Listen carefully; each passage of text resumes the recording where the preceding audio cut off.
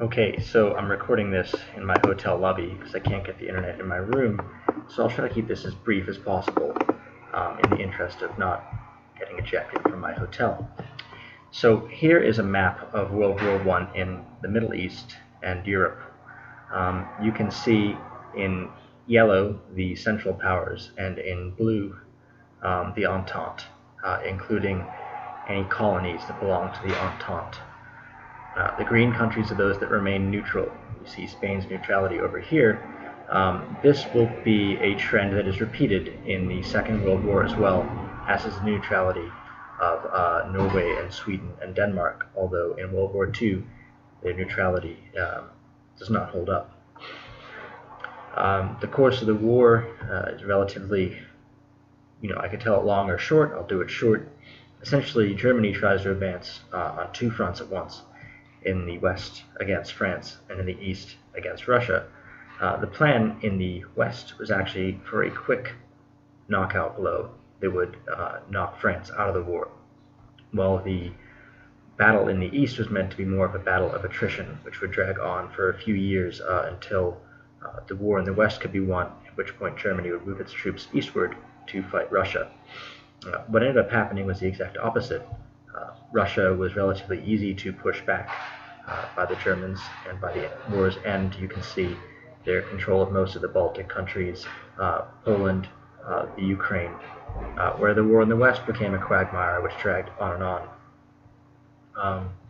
Briefly in the Balkans, Greece joined the Allies and managed to resist Ottoman attempts to invade, and later the Allies were able to land troops in Greece and lead a war in the Balkans against Austria-Hungary.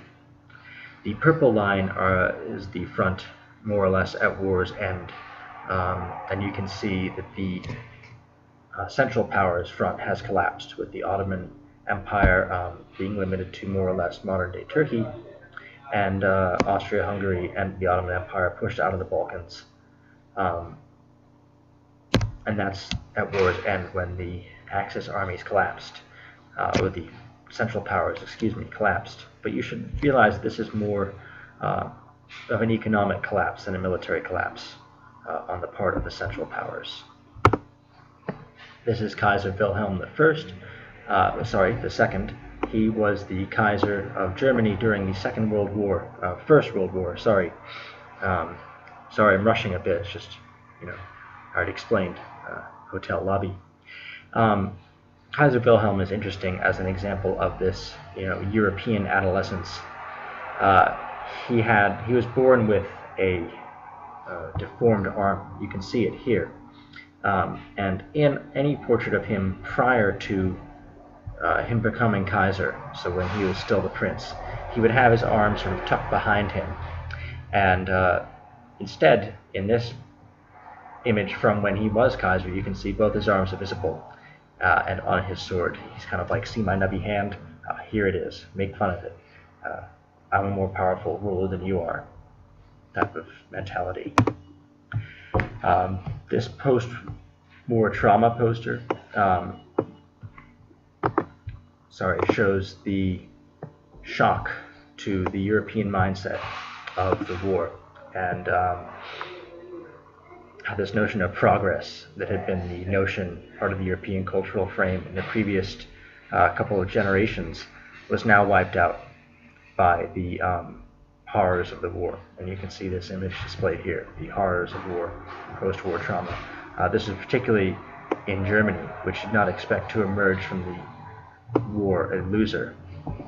These are examples of propaganda posters from the war. You can see up top, this "Destroy this mad brute, enlist in the U.S. Army." This is an American war poster against Germany. And they're showing Europe as this damsel in distress, with Germany as this, subhuman monster crossing the ocean to attack America. So, the connotation there is that once Germany has defeated Europe, it will then invade America, so you better enlist to destroy this mad brute. In this weirdly enough, Italian propaganda poster against Germany, because the Germans were leading an invasion of Italy, and Italy was fighting for the Allies. It shows Germany as a venomous snake being held at bay by Italian strength of arms, which is fairly accurate, because Italy, despite being under-industrialized and under-militarized, was able to hold back the German and Austrian armies in the Alps and resist them for quite some time.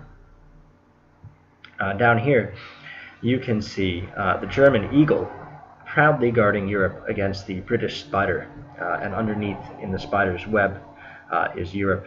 And this is basically German propaganda showing the British as an imperial power that was aiming at taking over the rest of Europe, with bringing its allies, France, and this is Greece, in tow to try to drive back Europe and to try to expand the English colonial idea into Europe. This image of Germany protecting Europe from outsiders was to be a popular image for them in World War II as well. A lot of World War II propaganda showed Germany as defending Europe against either imperialists, being the Americans and British, or communists, being the Russians.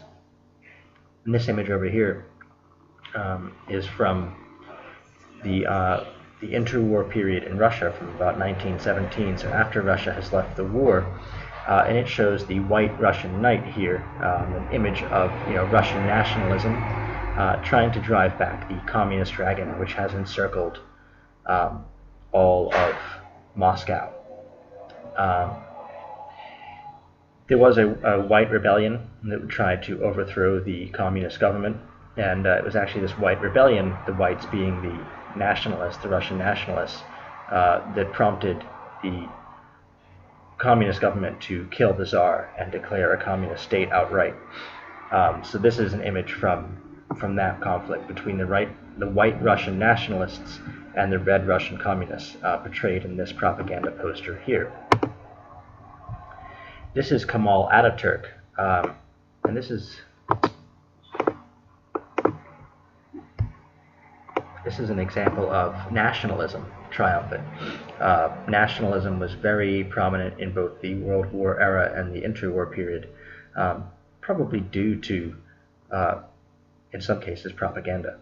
So here we see Kemal Ataturk, who was a secular leader who transformed the remains of the Ottoman Empire into a secular national state of Turkey. He had to defeat an attempted Allied invasion of Turkey, which was meant to keep strangely enough, keep the Ottoman Sultan in power and prevent a secularist Turkey, which makes sense if you think about it, because Turkey had been one of the Central Powers. Turkey was seen as a threat to Europe, and a resurgent Turkey under Ataturk was more threatening than a weak Ottoman Sultan. This is a screen image from Mexico, painted by Diego Rivera, and it sums up the Mexican Revolution. Most interestingly, up top, you can see Karl Marx with sort of Mexican, skin tone, showing the indigenous workers, the indigenous Aztec workers, the way forward, pointing to the future. And in the background is their past, their Aztec past. So you can see all of these sort of images of revolution, but I find this image the most interesting, this attempt to turn Mexico into a socialist state that ultimately did fail, but this image represents this attempt to try to tie Mexican past to a socialist future. Mao Zedong, I talked about a little bit last class. There was China declared a democratic republic, although it wasn't very democratic or very republic. It was essentially a dictatorship, but seeking closer ties essentially with the West, particularly with the United States. Mao Zedong was the communist leader who was trying to overthrow the nationalist government. Ultimately, he succeeded, but it was the result of several years of long warfare.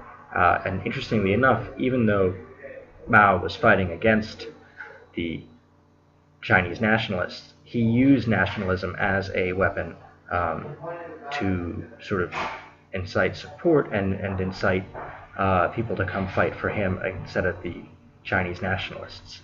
So he used nationalism as a screen image to back up the communist revolution, which was eventually successful. Stalin and Lenin. This is Lenin, and this is obviously Stalin. And this is one of the very few images of them together, because they weren't friends. In fact, Lenin did not want Stalin to succeed him as dictator in Russia once he died, but nonetheless Stalin was able to do so. So this is more a propaganda piece for Stalin, who was trying to seek closer ties with Lenin, trying to show himself as the heir of Lenin, than it was for Lenin, who really wanted very little to do with Stalin. You can kind of see from the body language, Stalin leaning into Lenin, and Lenin sort of leaning away from Stalin. So V.I. Lenin, Vladimir Ilyich Lenin, was the Russian revolutionary leader who created political Marxism in Russia and created a Marxist state in Russia on the ruins of the Russian Empire. Although this was a communist revolution, it was really a sort of, out with the old boss, meet the new boss. He's a lot like the old boss type of situation, because once in power, Lenin, became a dictator, and then, faced with economic collapse, had to engage in some capitalism. It was called the New Economic Policy, and those who took part in it were called NEP men, N-E-P, New Economic Policy men. And this was essentially a return to capitalism in the early stages of socialism. And Lenin, explained it as socialism's a process that takes time, and this is just one step in the revolution. But it was, in a sense, a return to capitalism, which was short-lived, especially once Stalin took power and instituted the 5-year plans. This is the image and reality of communism as a hierarchy. So you can see here the image: no state, no corporate sphere, classless, egalitarian social sphere, all working as one together, all equal in the social sphere. You can see the reality is a lot like a pre-agrarian society or a pre-industrial society, where the party leader is on top, with the Communist Party state as the elite and the state-run corporate sphere as a sub-elite, and beneath the elite, the people, who do not share in most of the benefits of the communist state. Also, the front and back screen image. The image is projected by the elite to the people and to states abroad. Mussolini and Hitler as two faces of fascist leadership in Europe. Fascism was part nationalism, part socialism, part capitalism. Very contradictory type of ideology, but nonetheless one that had a bit of something for everybody and was able to attract a significant following in Europe in the post and interwar period. This is the fascist image and reality, and it's again a bit contradictory, because their image is the traditional hierarchy tied into the global market still. Traditional family values, identity, nationalism, and the reality is very much like an industrial society, where you have the constrained social sphere. So it's not a perfect sphere, but a constrained social sphere, and constrained by the state, which is the blue lines reaching down to it, with the charismatic demagogue on top. These are some of the issues enduring world history, which I'll sort of rush through so I don't go over 15 minutes. Marx's analysis of modern communism you should be aware of. Materialistic as opposed to abstractly ideological, meaning what is the material of communism or any ideology versus the spoken ideology. And the great men history, which I've talked about before. That's it for today. I hope this helps, and make sure you do your assignments by Monday. Take care, everybody. Bye-bye.